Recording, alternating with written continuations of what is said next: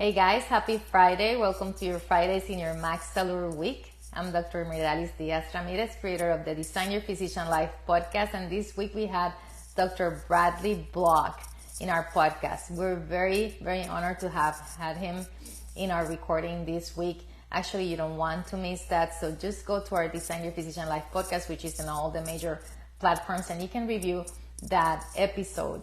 He was very candid in our conversation about his struggles with his, we called it this mid-career crisis, where this is a physician who has been very fortunate to find a home as a physician in a practice where he has been for 12 years. That is not common. It's more common that physicians will change careers, or not careers, but places of work at least 2.5 times throughout their career. In his case, 12 years ago, he landed this position. He's doing great. I know another physician who has done that in the field of interventional pain management, and they're very successful, very happy people. But what happens is that many times there's some stagnation. And he was very candid talking to us about that in our podcast this week. And I really want to address some of those issues that physicians might address when we are finding, like we are right there in the middle. We've studied, we've done this thing, we're like in a job that we want to really continue working at. There might be things that are keeping us from being as satisfied as we used to be.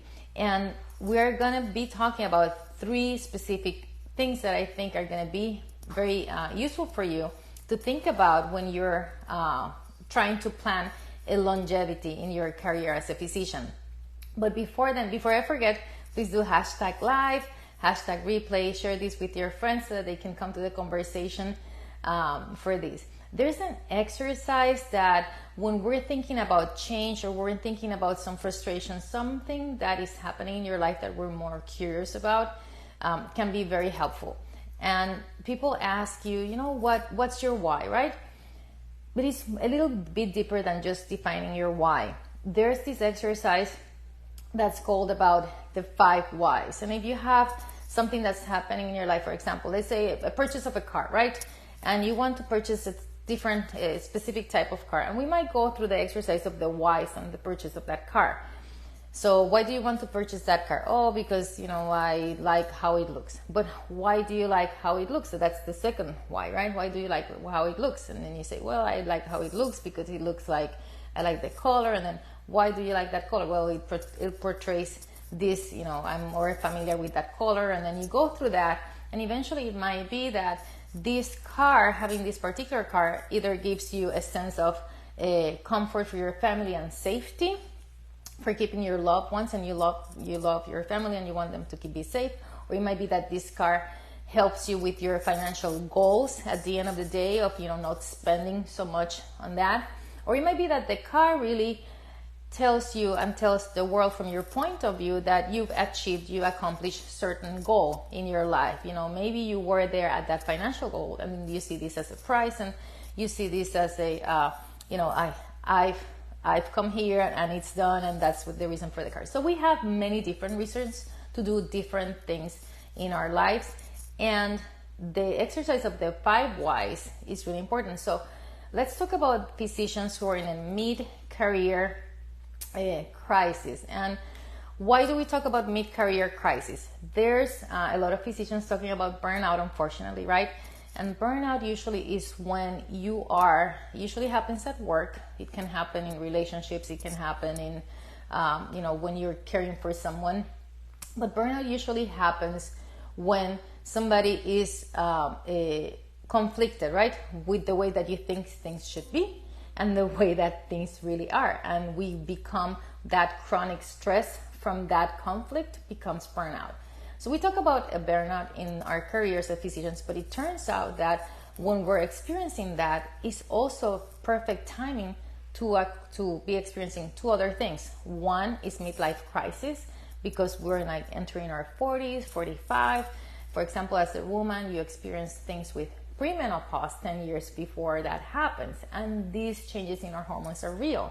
So you can be experiencing these changes in your decrease of hormones, where your mood is not the same, your energy levels are not the same, your relationships with people are not the same. So that's midlife crisis. So we have the burnout, midlife crisis, and then mid-career crisis is very common when you've been in a situation that you've been working for such a long time doing the same thing. In the case of Dr. Block, he's been in his practice for 7 years, for 12 years, and he's achieved a lot of things he's very proud of. He's wonderful, but there's some other things that he talked about: career stagnation. So mid-career crisis, actually, as physicians, we don't treat it as such as other people do. For example, many of our friends, we went to medical school, but we have friends who didn't go to medical school. And when you go through other things that are not medical school, you're constantly changing, right? Many of them they're in positions of management, and every 2 years they change, boom, boom, boom. And they're not stagnant. They're not there in the same place, doing the same care the same day, doing the same type of activity, doing the same fight every day, all the time.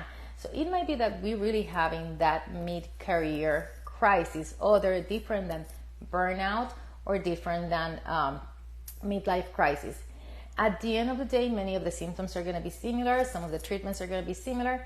And the things that we have to do is, doing that we call these 5 whys is basically a root cause analysis of why we're in this situation and why we believe we should seek change. So let's go through that little exercise, and we start with the first one, right? Why are you unhappy? Why are you unhappy at this moment? And a physician might be unhappy in their career. It might be boredom, to tell you the truth. Sometimes we are either in a niche, or we're so specialized right now in the niche, or we like everything's the same, the routine is the same, and some people might be bored. Some people might have lack of intellectual stimulation. One of the things that we did when we were like running through this life to get a physician, we were studying. And yes, it's true that we have to get CMEs to be, up to date. But not everybody is, for example, in an academic center where there's so much stimulation, so much conversation, and we become very lonely. There's no intellectual stimulation. We might be bored in a corner, without isolated from other partners, from other clinicians. And I have to tell you, I have practiced in isolation in my own practice, even though I had so many patients coming through.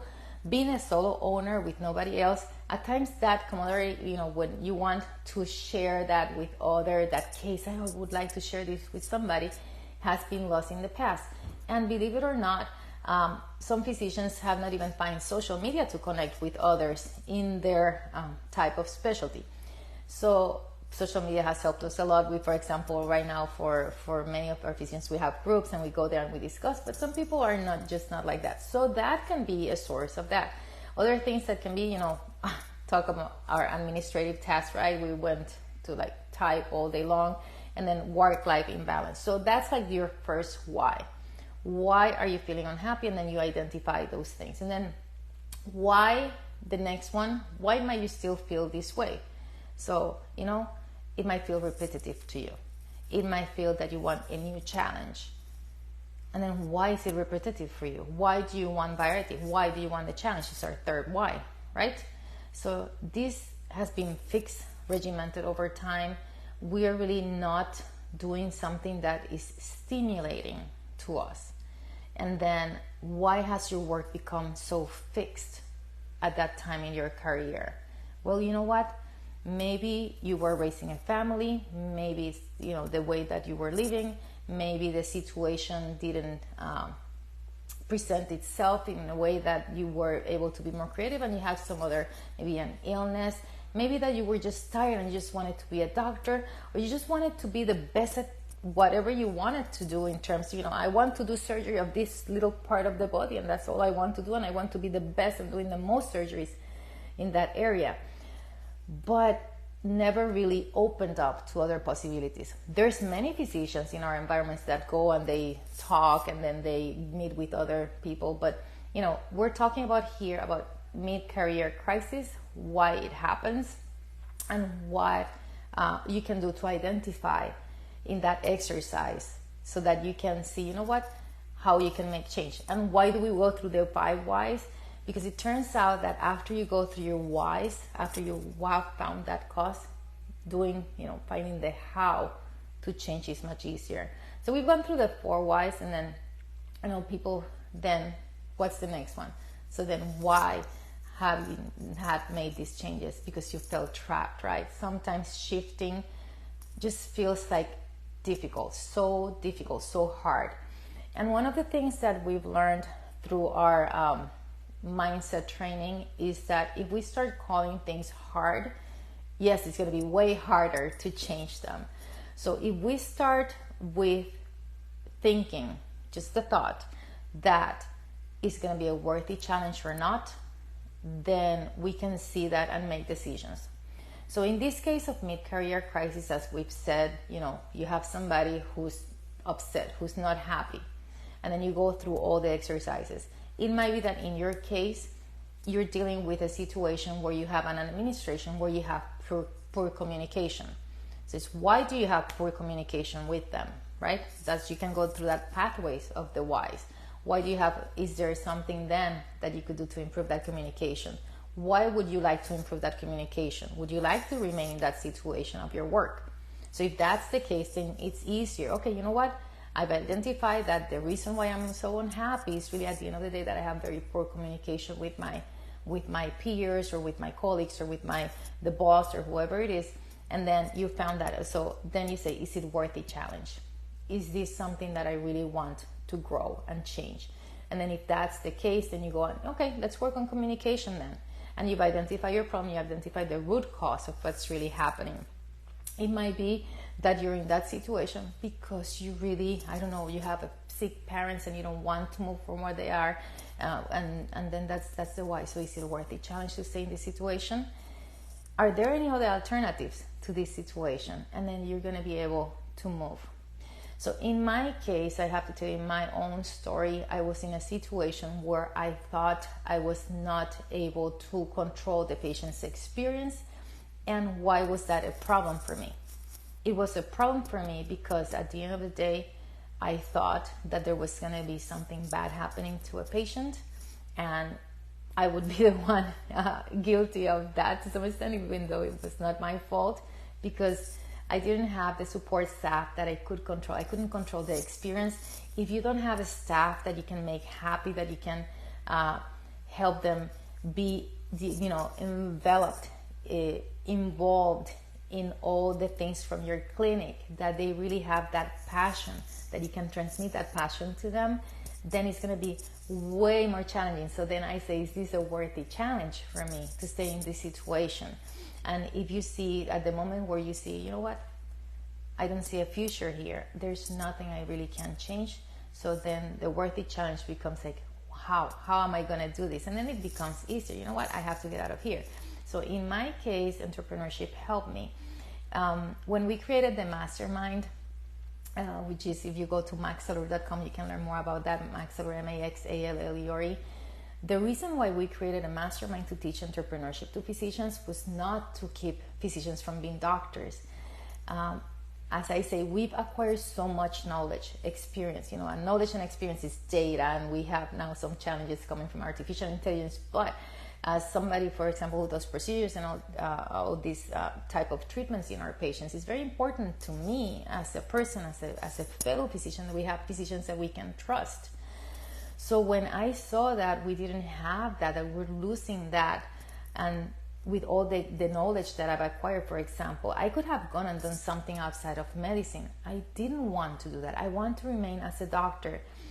So that's why we created this group, because I knew how I found my solution was through entrepreneurship, and if I did, many other doctors who were in similar situations could do it. So I was recently in a group conversation, and it was misinterpreted that we are teaching, we're being coaches, and we're doing the support and accountability to physicians to get them out of medicine, and that's absolutely not true.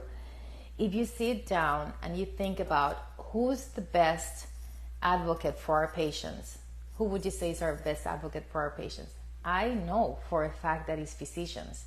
The problem is that we are either in burnout or mid-career crisis or midlife crisis, and we're not able to get out of there. So if you're unhappy, I invite you to do that exercise of the 5 whys. And then once you go through that, and at the end, why do you want to make a change? Why do you want to stay there? Why is that important to you? You find that out, then you'll find your how of how to do that. One of the things that we did recently that I'm proud of, just trying to spark some inspiration, especially for physicians who own their own practice. And right now, in the last few years, it's been the first time in so many years that physicians are not the majority owners of our clinics. With that, we've had some challenges that have come where our way of thinking doesn't necessarily match the way of management, and we're having tons of problems with communication. We're having tons of problems with patient flow, care. And I met this doctor the other day, and I could not believe what they were telling me. This doctor is a primary care doctor who sees 16 patients a day, has no assistant, has no MA, no nurse or anything. They take all the intake of that patient, so they enter all the information. They don't even have them entering anything online. So they enter all the medications. They enter everything that they're telling them in front of them. They chart, they see the patient and everything. They take care of all the tasks. So they produce the task and they take care of the task. In being a primary care doctor, they're giving the injections themselves. So imagine seeing 16 patients a day, plus all the tasks, all the calls that you have without any help. And these are not physician-owned practices. So for that physician, they would have to think, what is my priority here? And then they will find their pathway. Is it that I want to learn to really chart better under these circumstances? Do you really want to stay here because the benefits are so good? So you go through that exercise and then you find how you're going to deal with this. In my case, in that situation, I don't know that I could personally survive there because I just don't have that intention of being the doctor who's doing all these things at that volume, at that pace, with that responsibility, because I don't think personally I can provide good care under those circumstances. That's me. But some other doctors might work and they will find, I really want this practice. I love my patients in this community. And why do I want to stay here? And if they really want to stay there, then they will work on their charting.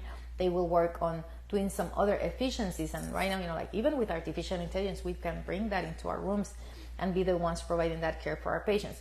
So you do that exercise and you figure it out. So I was saying, one of the things that I'm proud of is that we built this particular book. It's just to inspire, to spark, some questions that you might bring into your practice. And it's called 45 Questions to Inspire Growth in Your Medical Clinic, in the medical clinic. So go ahead to our website, maxsalary.com, and you can get your free copy there. And I want to give you three quick keyways, bringing from that book that I think they will help you with cultivating longevity in your practice, especially if you're a practice owner. If you're a practice owner, you can get some of these questions and just bring them to your peers, bring them to your practice owners and then to your teams, and see if they will help you to remain in your practice. Because yes, we want physicians to be practicing. We're the best advocates for our patients. So one of the things, as we were saying, why might physicians be unhappy in their practice, right? They might feel stagnant. They might not feel knowledge. So one of the things that we want them to learn is continuously learn new skills. That's the way. So dedicating your time to learn courses inside and outside medicine. Go through conferences, go through mentorships. Just make it regularly, like a habit of learning, not just early in your career, but later in your career. And in entrepreneurship, for example, they ask us, what's the best book that you would recommend for somebody to be an entrepreneur? And I can tell you my list of books that I've been reading in the order that we've been reading and how it has changed us. The truth is that, as I said, it's your why, it's what you want to learn at that time and where you want to develop yourself. But learning has opened our eyes to many things that we didn't know. It has improved our communication, it has improved our relationships with people, it has improved the opportunities that we have, that we open ourselves to. It has improved the way that you grow, that way that you come out of our adversity. And imagine yourself asking somebody, or somebody asks you as a doctor, which one is the book that I have to read to be the best doctor I can? It's like, really? Like, to be a doctor, you have to read so many books. So it's like in life, entrepreneurship, you have to read so many books. If it's entrepreneurship or not, if you're looking for happiness outside of medicine, something that will fulfill you so that you can continue to be practicing for joy in whatever situation you are. It can be, do art, do music, do exercise, contribute to your community, do something, but continuously learning will help us, because as I said at the beginning, in our journey to become physicians, we've been learning so much all the time. Like, we had to be the best at learning, not only at learning, but also at proving it. And then suddenly, boom, we're not doing that anymore. And then we're in this routine. It's like, it becomes a lot, brings a lot of unhappiness. So that one thing will help us continuously learn new skills. The other thing is that mixing up your professional activities. So varying schedules, and this is something that we talked to with Dr. Bradley Block in the podcast and outside of the podcast. You know what? He has his routine. He said that he wanted just to operate in this little area of the body as an ENT doctor. And if you haven't heard that podcast, go ahead and go to Design Your Physician Life podcast, and the link is here. They have posted it here. Go and listen to that so that you can see how he dealt with this. But changing his daily activities. So within being a doctor, even though he's been in the same practice for 12 years, he's been able to find other things to do within his practice where he can change the routine, where he can have different responsibilities, where he has different projects that he's brought to the clinic to make it grow. So being just a physician for a long time can really be, intervening. We have to be a physician.